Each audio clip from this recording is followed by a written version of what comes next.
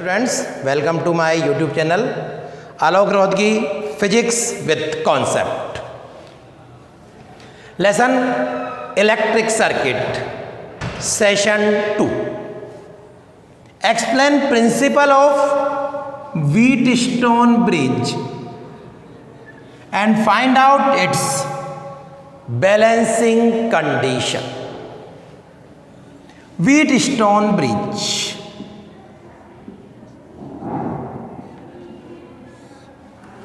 It is the arrangement of four or more than four resistance in which we can find out unknown resistance by comparing it with three known resistance is called Wheatstone bridge. Wheatstone bridge can be used for capacitors also. So Wheatstone bridge is the arrangement of four resistance in which we can find out unknown resistance by three known resistance.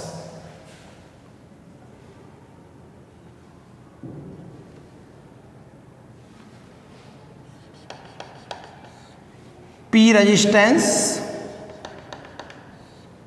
Q resistance, R resistance, S resistance,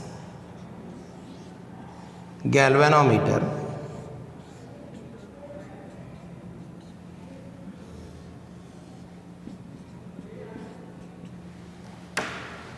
तो ये हमारे पास Wheatstone bridge है. A, B, C, D. P और Q, P and Q non resistance,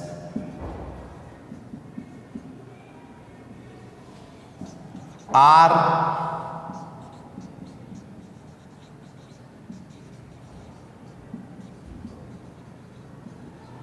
non resistance variable,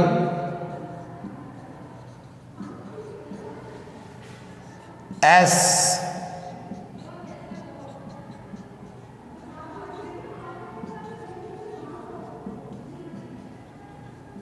unknown resistance. इसकी value मेरे को find out करनी है. किसकी? S की. किसी भी सर्किट में स्टूडेंट्स ध्यान रखिए, उस पॉइंट का पोटेंशियल मैक्सिमम होता है जो सेल के प्लस से कनेक्ट है, और उस पॉइंट का पोटेंशियल मिनिमम होता है जो सेल के माइनस से कनेक्ट है. जो प्लस से कनेक्ट है उसका पोटेंशियल मैक्सिमम होता है, जो माइनस से कनेक्ट है उसका पोटेंशियल मिनिमम होता है. बाकी सब पॉइंट्स का पोटेंशियल ए से लेस होगा और सी से मोर होगा. एक बार आप सुनिए, किसी भी इलेक्ट्रिक सर्किट में उस पॉइंट का पोटेंशियल मैक्सिमम होता है जो सेल के प्लस से कनेक्ट है, उस पॉइंट का पोटेंशियल मिनिमम होता है जो सेल के माइनस से कनेक्ट है. बाकी पॉइंट्स जो बचे बी और सी, बी और डी, इनका पोटेंशियल ए से लेस होगा और सी से मोर होगा. अगर मैं सर्किट में किसी भी रजिस्टेंस की वैल्यू चेंज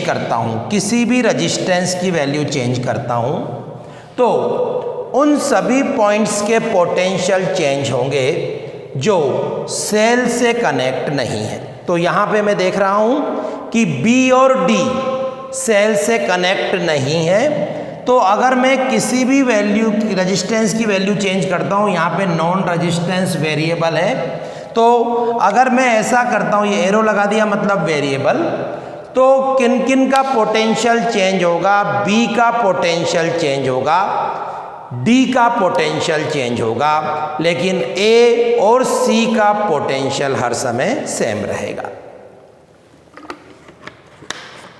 मैं की को क्लोज करता हूं, सर्किट कंप्लीट होता है.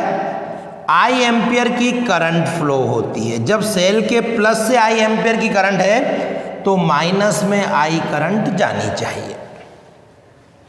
ए पे ये करंट दो पार्ट्स में डिवाइड हो जाती है, हियर I1, हियर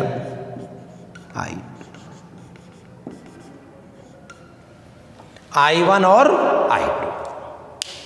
अब करंट बी पे जाके स्प्लिट होगी, कुछ करंट यहां जाएगी, कुछ करंट यहां जाएगी। डी पे जाके स्प्लिट हो सकती है, मे भी ऊपर जा सकती है, नीचे जा सकती है। मेरा एम ये है कि कैसे भी करके बीडी आर्म में करंट फ्लो नहीं हो। उसके लिए मैं क्या करता हूं, आर की वैल्यू को मैं इस प्रकार सेट करता हूं कि बी और डी का पोटेंशियल सेम हो जाए। We select the value of R such that the potential of B and potential of D become same. जैसे ही इन दोनों के पोटेंशियल सेम हो जाएंगे तो क्या होगा, ना तो current from B to D flow होगी, ना डी टू बी फ्लो होगी। हैंस ये I1 करंट यहाँ चली जाएगी, ये I2 करंट यहाँ चली जाएगी और सर्किट में वापस I करंट बाहर आएगी। समझ में आया ना मैंने क्या कहा? We select the value of R such that, we select the value of R such that the potential of B and potential of D are equal. When this condition is happened, in BD arm there is no current flow। और अगर BD arm में current flow नहीं होगी तो जो galvanometer है उसका deflection 0 होगा और I1 करंट यहाँ फ्लो हो जाएगी, ये I2 करंट यहाँ, और I1 और I2 मिलके वापस क्या हो जाएंगे, I हो जाएंगे। अब मैं ऐसा लिख सकता हूँ VA minus VB is equal to VA minus VB। आप बोलेंगे ये क्या हुआ, ऐसा क्यों लिखा? VA minus VB is equal to VA minus VB। But condition ये है कि VB और VD इक्वल है, तो मैं क्या करता हूं, इस VB को लिख देता हूं VD, VA minus VB, VA minus. कर सकता हूं मैं ऐसा क्योंकि दोनों का पोटेंशियल हमने सेम कर दिया है। अब AB आर्म को देखो, यहां पे पोटेंशियल डिफरेंस कितना है, करंट कितनी है I1, रेजिस्टेंस कितना है P। सबको ओम्स लॉ का आइडिया होगा, V is equal to IR। तो यहां पे पोटेंशियल डिफरेंस I1P कितना हो गया, I1P। A और D में I2R, I2R।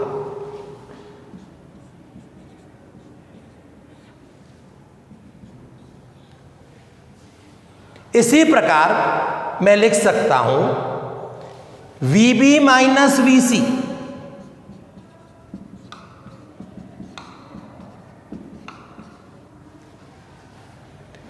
बट VB का पोटेंशियल, B का पोटेंशियल और D का पोटेंशियल सेम है।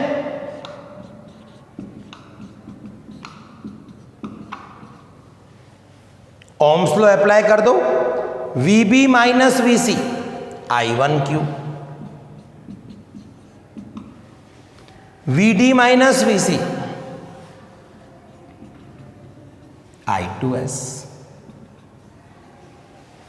अब इक्वेशन 1 और इक्वेशन 2 को मैं डिवाइड करूंगा, इक्वेशन 1 और इक्वेशन 2 को डिवाइड करूंगा। VB माइनस VC समझे आप, BCR में current I1 potential resistance Q, current I2 resistance S, दोनों को डिवाइड किया।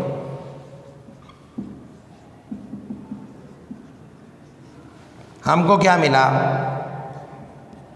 I1P I2R, I1Q I2S, P by Q R by S, S is equal to Q।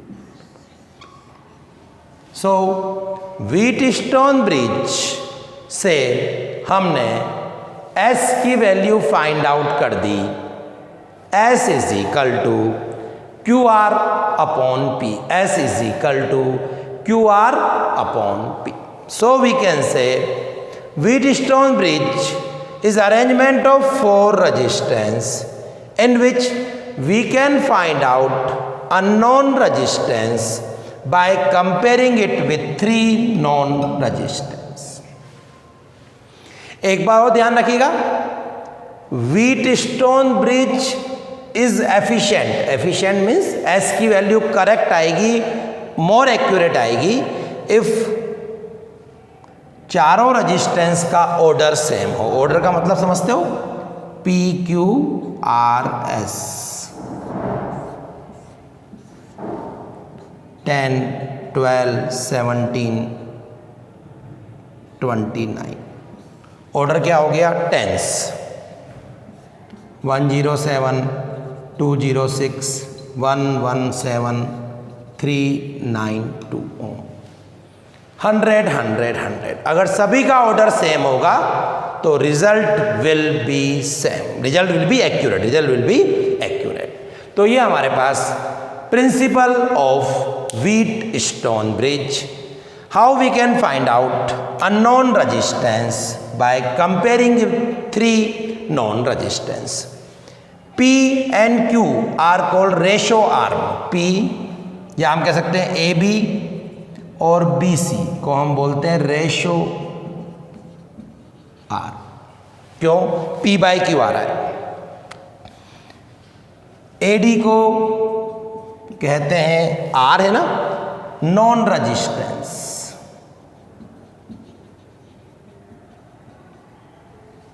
और DC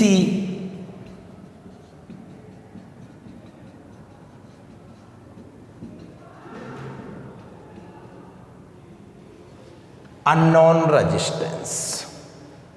हम BD और AC में सेल और इसको इंटरचेंज भी कर सकते हैं. कहने का मतलब है मैं ये भी कर सकता हूं कि यहां तो क्या आ जाए,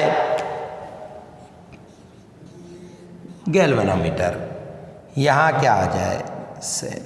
it is possible, it is possible. आप इन दोनों को चेंज कर दोगे तब भी कोई इफेक्ट नहीं होगा.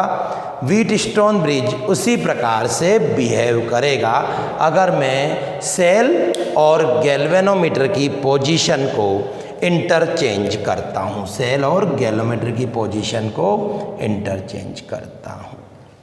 तो ये हमने आपको एक्सप्लेन किया principle of Wheatstone bridge. Find out balancing condition of Wheatstone bridge by Kirchhoff law. इससे प्रीवियस वाले क्वेश्चन में हमने Wheatstone ब्रिज का प्रिंसिपल रीड किया था और बैलेंसिंग कंडीशन ऑब्टेन की थी. अब इस क्वेश्चन को समझिए. Find out balancing condition of Wheatstone bridge by Kirchhoff law. तो किरचॉफ लॉ से मेरे को P by Q is equal to R by S obtain करना है.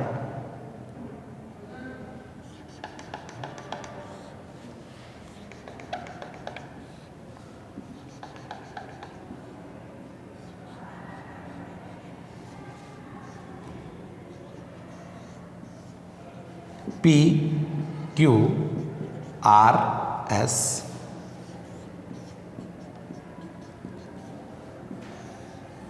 सेल की A B C. जब हम की क्लोज करेंगे I करंट होगी, 2 पार्ट्स में स्प्लिट होगी, I1 I2. ब्रिज बैलेंस है, बैलेंसिंग कंडीशन, तो यहां करंट नहीं जाएगी. IG is equal to 0, I1 I2. वापिस यहां पे I करंट आ गई. अब मैं क्या करता हूं, A B DA loop apply KVL, Kirchhoff voltage law, जो हमने सेशन फर्स्ट में रीड किया था, उसको मैं ABDA लूप में अप्लाई करता हूं। क्या है Kirchhoff second law? Sigma V is equal to 0। In ABR we are moving in the direction of current. AB में डायरेक्शन ऑफ करंट तो मैंने बताया था, ऐसा हो तो पोटेंशियल नेगेटिव होता है, -I1P। BDR में करंट है ही नहीं, प्लस लिखो या माइनस लिखो, 0 into G।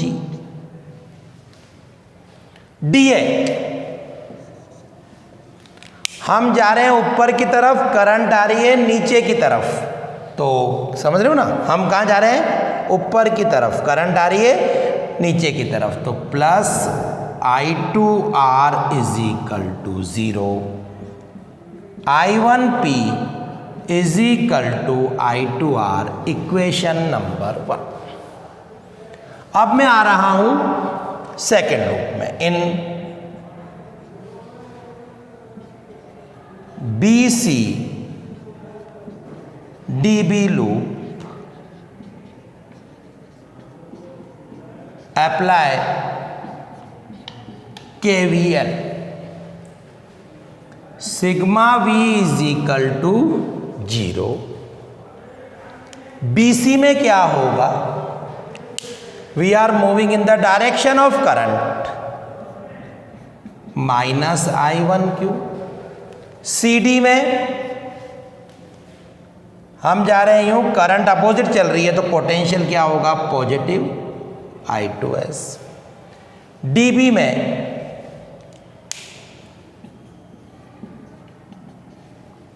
I1Q is equal to I2S, equation number 2।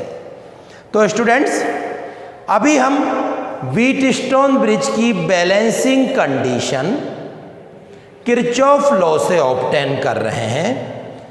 ABDA loop में, BCDB लूप में हमने किरचॉफ लॉ अप्लाई कर दिया। इक्वेशन फर्स्ट और इक्वेशन सेकंड डिवाइड किया, equation first divided by equation second. I1P I1Q I2R I2S, ये cancel हो गए, P by Q R by S। It is the balancing condition of Wheatstone bridge by Kirchhoff law.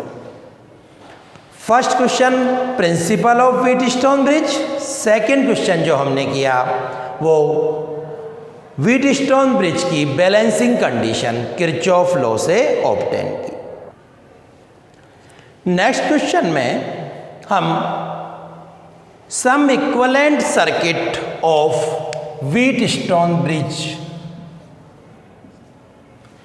को read कर रहे हैं, equivalent resistance find out कर रहे हैं। एग्जाम्पल 1, एग्जाम्पल 2, एग्जाम्पल 3, अभी और भी एग्जाम्पल दूंगा, उसमें हमको इक्विवेलेंट रेजिस्टेंस फाइंड आउट करना है।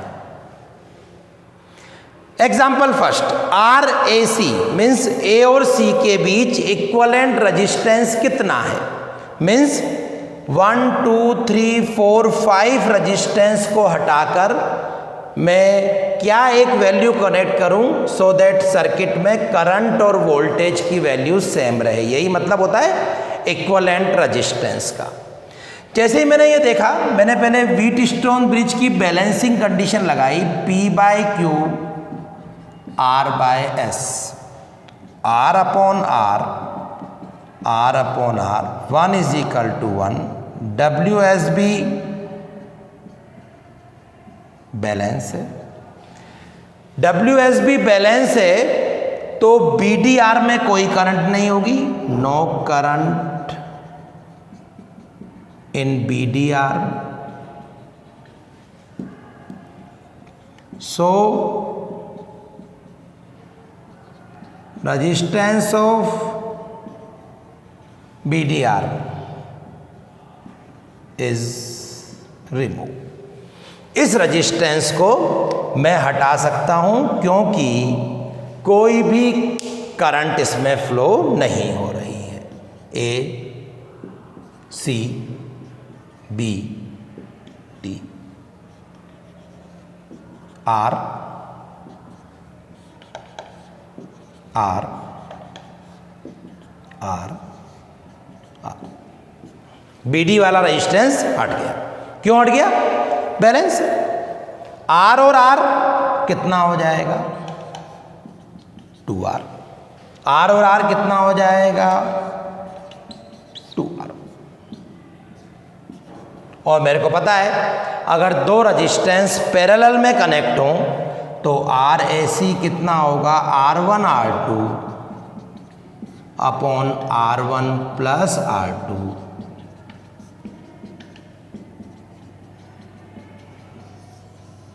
RAC is equal to R। तो क्या इन पांचों रजिस्टेंस की जगह अगर मैं R ओम का रजिस्टेंस कनेक्ट कर देता हूं तो सर्किट में करंट और वोल्टेज पे कोई इम्पैक्ट नहीं आता और उसको हम इक्विवेलेंट रजिस्टेंस कहते हैं। इसी पे based example second, 7 7 7 7 7 by 7 7 by 7। तो ब्रिज बैलेंस है, ब्रिज बैलेंस है तो मैं इसको हटा दूंगा, इसको हटा दूंगा तो क्या होगा?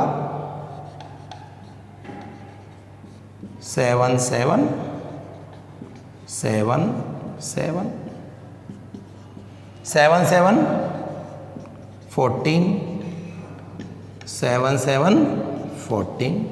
तो RAC कितना हो गया? 14 इंटू 14, 14 प्लस 14 इट इज 7। तो हम डायरेक्ट लिख सकते हैं R R R, तो आंसर कितना आएगा? R। 7 7 7 7 तो आंसर कितना आएगा? 7। एग्जाम्पल थर्ड में P by Q is equal to R by S। तो ये वाला रजिस्टेंस हट जाएगा और हम डायरेक्ट लिखेंगे RAC कितना हो गया? 13 ओम। कितना हो गया? 13 ओम। तो होप सो कि आपको 3 एग्जाम्पल और समझ में आए होंगे। They are called equivalent resistance और how we can find out resistance between 2 points using Wheatstone bridge. अभी हम कुछ और एग्जाम्पल्स व्हीटस्टोन ब्रिज के करेंगे। एग्जाम्पल 4 में भी हमको A और C के बीच इक्विवेलेंट रेजिस्टेंस कैलकुलेट करना है। वही हम व्हीटस्टोन ब्रिज पे आएंगे। A,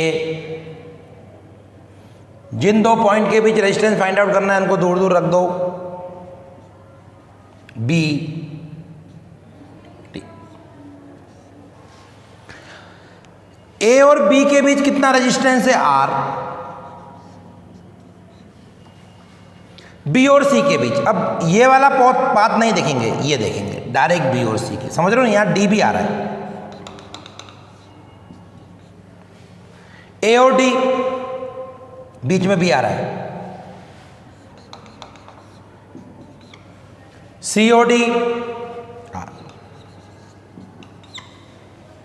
B और D R। तो इस कॉम्प्लिकेटेड सर्किट को भी मैंने व्हीटस्टोन ब्रिज में चेंज कर दिया।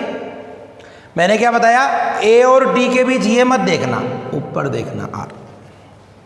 अब इसका आंसर सबको पता है, RAC कितना होगा? R। क्यों? क्योंकि ब्रिज बैलेंस है और ये वाला रेजिस्टेंस हट जाएगा।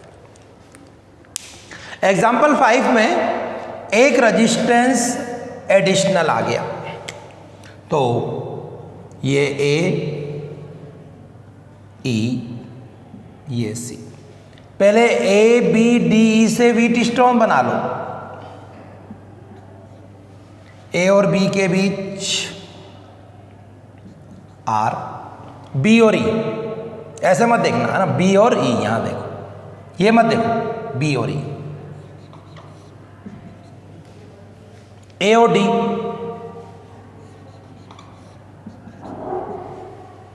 D और E, BOD, E और C। इस पूरे का आंसर R।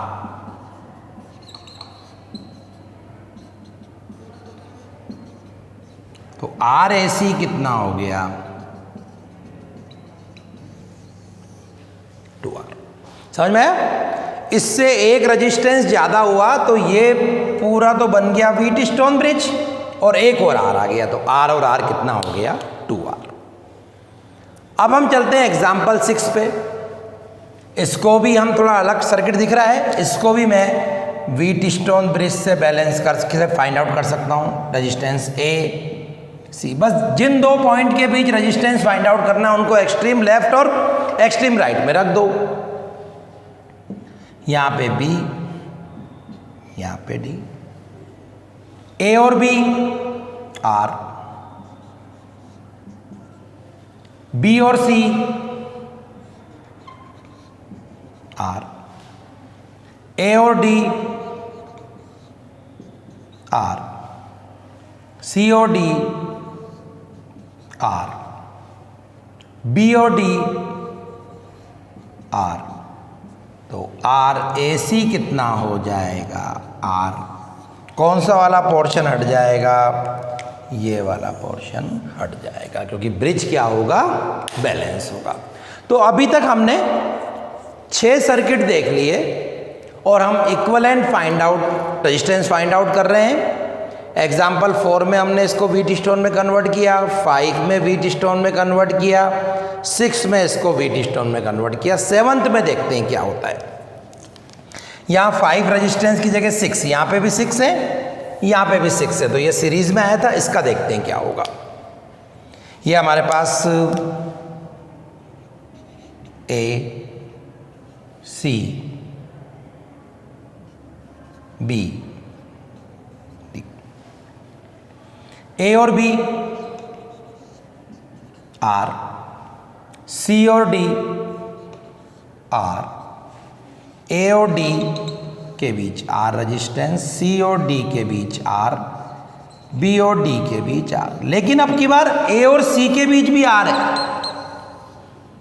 मैं यहां पे नहीं कर रहा उसको, है ना, A और C के बीच भी R है। तो अब क्या होगा? यहां पे देखा ना, यहां पे रेजिस्टेंस सीरीज में आया था, यहां पे पैरेलल में आ गया। इन सब की जगह कितना वैल्यू हो जाएगी? R। कितना वैल्यू है? R। ये एडिशनल है R, दोनों पैरेलल है। RAC, R into R, R plus R, it is R/2। तो स्टूडेंट्स, सेशन सेकंड में हमने व्हीटस्टोन ब्रिज के प्रिंसिपल को रीड किया, बैलेंसिंग कंडीशन फाइंड आउट की, व्हीटस्टोन ब्रिज की कंडीशन को किरचॉफ लॉ से ऑब्टेन किया, और थर्ड क्वेश्चन में हमने 7 इक्विवेलेंट सर्किट देखे व्हीटस्टोन ब्रिज के। आज के इस वीडियो में इतना ही। स्टूडेंट्स, अगर आप लोगों ने सब्सक्राइब नहीं किया तो चैनल को सब्सक्राइब करें, जो YouTube पर आलोक रोहतगी के नाम से लिस्टेड है। और अगर आपको अच्छा लगे तो अपने फ्रेंड्स को भी बताएं, लाइक और शेयर करें। Thank you. आज के लिए ही इतना ही।